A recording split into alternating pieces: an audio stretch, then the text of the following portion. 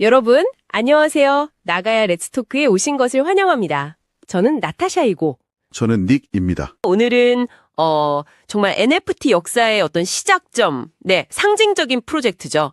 크립토펑크에 대해 한번 깊이 이야기 나눠보겠습니다. 네, 반갑습니다. 2017년에 딱 등장한 이 픽셀 아트들, 이게 어떻게 디지털 소유권 개념을 확 바꾸고 또 7년 넘게 가치를 지켜왔는지, 그리고 또 요즘 많이 얘기하는 실물자산 토큰과는 뭐가 다른지 좀 흥미로운 지점들을 짚어볼까 합니다. 네, 맞아요. 크립토펑크는 뭐랄까 단순한 디지털 이미지가 아니죠. 온체인 소유권이라는 개념 자체를 어떻게 보면 처음으로 대중화시킨 실험이었고 또 초기 NFT 문화를 만드는데 정말 결정적인 역할을 했거든요. 그렇죠. 그 가치가 어디서 오는지 그리고 어떻게 지금까지 이어지고 있는지 그 과정을 따라가 보는 게 참 재미있을 겁니다. 그럼 정말 그 시작부터 한번 가볼까요? 2017년 6월이었죠. 네, 6월입니다. 이더리움 블록체인 위에서 라바랩스라는 팀이 굉장히 실험적인 걸 내놨어요. 맞습니다. 24 곱하기 24 픽셀로 만들어진 고유한 캐릭터, 10,000개. 이게 각각 NFT, 그러니까 대체 불가능 토큰 형태였다는 거잖아요. 네, 그 당시만 해도 NFT라는 개념 자체가 생소했는데 디지털 세상에서도 이걸 진짜 내 거라고 증명할 수 있을까? 이런 질문에서 시작된 거죠. 그게 핵심이네요. 이게 또 중요한 게 그 뒤로 정말 많이 나온 PFP, 프로필 사진 형태 NFT 있잖아요. 네네. 이것들의 거의 원형, 청사진을 제공했다고 볼 수 있어요.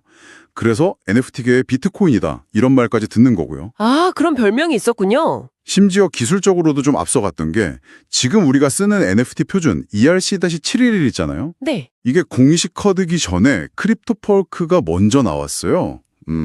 그러니까 정말 선구자적이었죠. 이야, 그건 몰랐네요. 그러다가 2022년에 BAYC로 유명한 유가랩스가 IP를 인수했죠.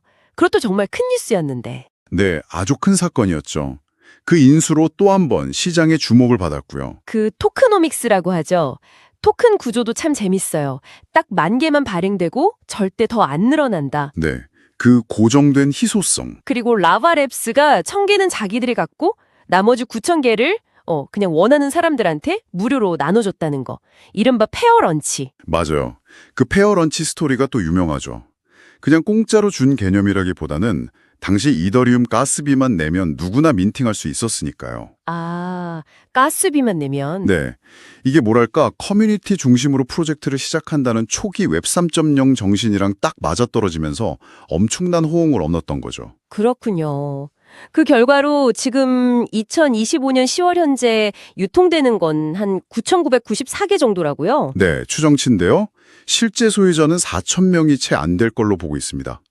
왜냐하면 일부는 지갑 분실이라든지 접근 불가능 상태가 된 것들이 있거든요. 아, 소실된 것들이 있군요. 네, 현재 그래서 가장 싼 펑크, 그러니까 바닥 가격이 약 39 이더, ETH, 우리 돈으로 치면 거의 2억 원 가까이 됩니다. 와, 2억 원이요? 바닷가가? 네, 그러니까 전체 컬렉션 가치는 1조 5천억 원에서 1조 6천억 원 그 사이로 왔다 갔다 하는 거죠. 어마어마하네요.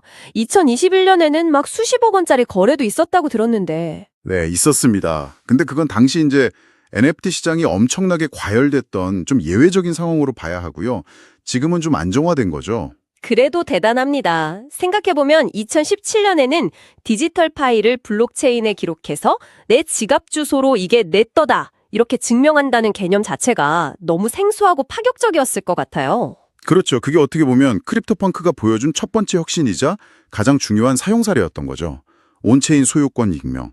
바로 그거네요. 네, 거기다가 이제 10,000개라는 한정 수량, 그리고 캐릭터마다 에일리언, 에이프, 좀비 같은 희귀 속성이 또 다르잖아요. 아, 그 속성들. 네, 이게 더해지면서 마치 뭐랄까 유명 미술품처럼 가치가 계층화되는 그런 수집품이 된 겁니다. 그냥 디지털 그림이 아니라 정말 컬렉터블 자산이 된 거군요. 맞습니다.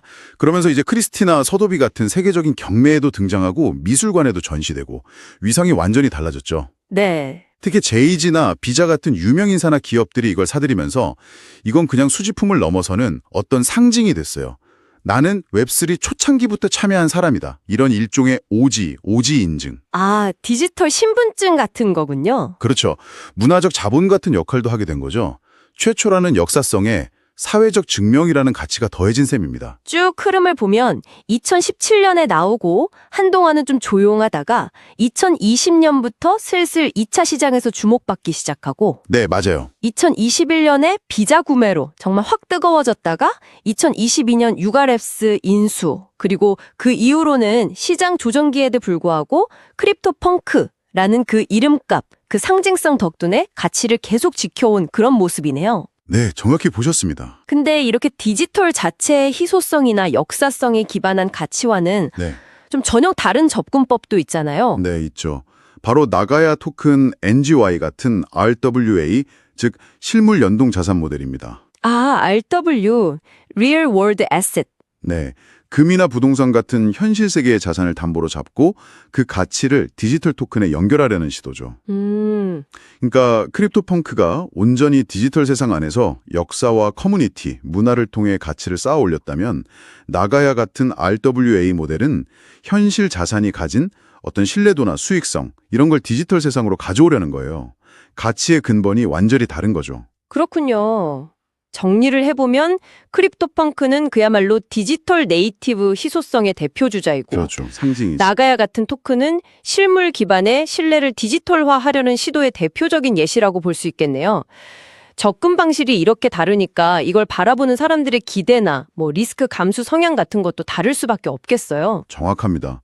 크립토펑크는 이제 2025년 현재 뭐 투기적인 거품은 좀 빠졌다고 볼 수 있지만 여전히 디지털 희소성의 최상단 자산이라는 그 지위는 굳건히 유지하고 있습니다. 네. 왜냐하면 아까 말씀을 드린 것처럼 만개 한정, 2017년 시작, 라바랩스 원작, 그리고 지금은 유가랩스가 IP를 가졌다는 이 핵심적인 사실들은 변하지 않았거든요. 그렇죠. 그 근본은 그대로니까. 네, 이게 결국 1조 원이 훌쩍 넘는 현재 가치를 떠받치는 근간이라고 볼 수 있습니다. 이걸 보면서 문득 이런 질문이 드네요. 네, 어떤 질문이시죠? 앞으로 디지털 자산의 가치는 과연 어디에 더 무게중심을 두게 될까? 크립토펑크처럼 그 자체의 역사성, 커뮤니티, 어떤 문화적인 상징성일까? 아니면 실용적인 사용처, 혹은 나가야처럼 현실 세계와의 어떤 단단한 연결고리일까? 흥미로운 질문이네요. 네, 미래의 블루칩 디지털 자산은 과연 어떤 모습을 하고 있을지 한번 각자 상상해보는 것도 재미있을 것 같습니다. 네, 정말 생각해 볼 만한 지점인 것 같습니다. 오늘 저희가 준비한 이야기는 여기까지입니다. 디지털 자산의 가치를 어떤 기준으로 봐야 할지 다양한 관점에서 생각해보는 시간이 되셨기를 바랍니다. 네, 유익한 시간이었습니다. 다음에 더 흥미로운 탐구로 다시 돌아오겠습니다. 감사합니다. 감사합니다.